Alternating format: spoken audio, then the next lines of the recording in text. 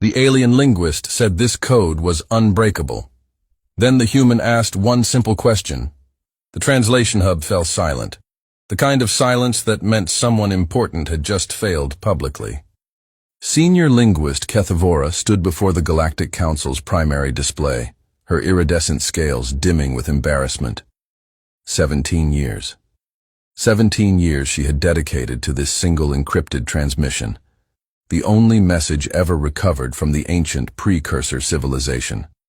And she had nothing. "The code," she announced quietly, "is unbreakable." Murmurs rippled through the chamber. Ambassadors shifted. Analysts exchanged glances. Trillions of credits. Centuries of combined expertise.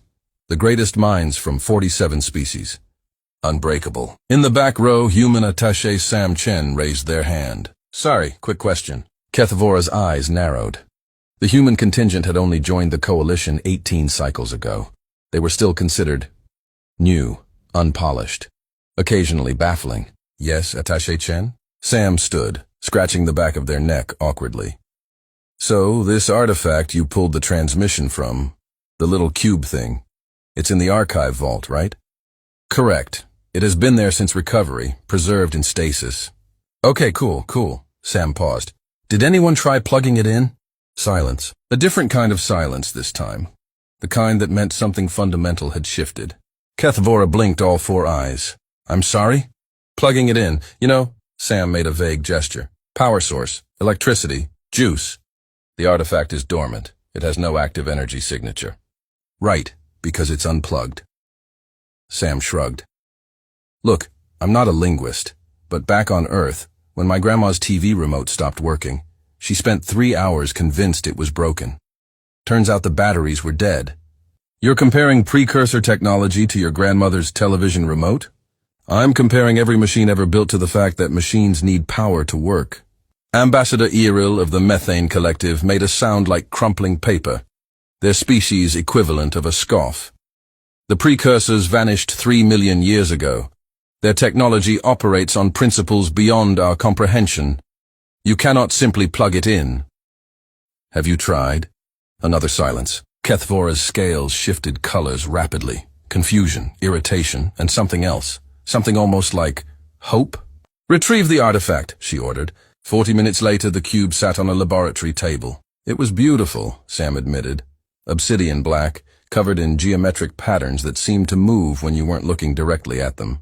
Ancient, mysterious, clearly the product of intelligence far beyond anything the coalition had achieved. Also, according to every scan, completely inert. Sam walked around it slowly, studying the edges. There. "What?" CodeWas leaned closer. "That seam. See how it's slightly recessed, like a port? That could be decorative, ceremonial, symbolic, or it's where the cable goes."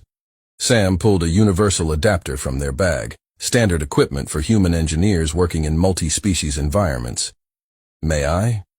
CodeWas hesitated, then nodded. Sam connected the adapter, ran a current, and the cube woke up.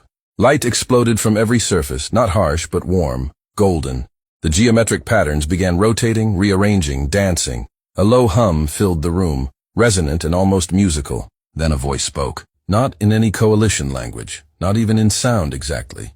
But everyone present understood it perfectly, the meaning bypassing language entirely and arriving directly in their minds. "Finally, we wondered how long it would take you to remember that even gods need to eat." The precursors hadn't encrypted their message. They'd simply waited for someone practical enough to turn the lights on. CodeWas stared at Sam Chen. "How did you know?" Sam grinned. "I didn't, but my grandma taught me something." They tapped the glowing cube fondly. "When something doesn't work, check the simple stuff first. The universe isn't always complicated. Sometimes it's just waiting for someone to flip the switch."